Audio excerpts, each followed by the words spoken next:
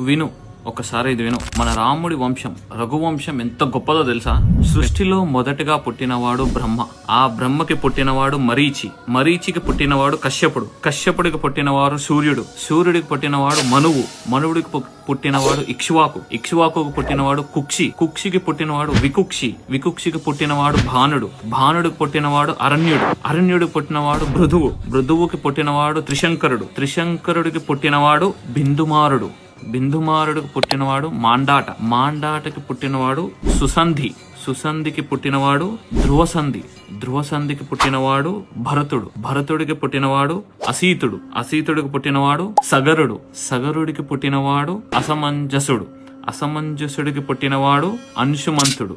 అంశుమంతుడికి పుట్టినవాడు దిలీపుడు. దిలీపుడికి పుట్టినవాడు భగీరథుడు, గంగను తీసుకొచ్చినవాడు. భగీరథుడికి పుట్టినవాడు కకుక్షుడు. కకుక్షుడికి పుట్టినవాడు రఘువు. రఘువుకి పుట్టినవాడు ప్రవృద్ధుడు. ప్రవృద్ధుడికి పుట్టినవాడు శంఖనుడు. శంఖనుడికి పుట్టినవాడు సుదర్శనుడు. సుదర్శనుడికి పుట్టినవాడు శ్రీగ్రవర్ణుడు. శ్రీగ్రవర్ణుడికి పుట్టినవాడు యయతి. యయతికి పుట్టినవాడు నాభాగుడు. నాభాగుడికి పుట్టినవాడు అజమహారాజు. అజమహారాజుకు పుట్టినవాడు దశరథ మహారాజు. దశరథుడికి పుట్టిన వాళ్ళే రాముడు, లక్ష్మణుడు, భరతుడు, శత్రుఘ్నుడు. ఇది నేర్చుకోండి. అక్బర్ కి ఫాదర్ హుమాయూన్, ఇవన్నీ వద్దు.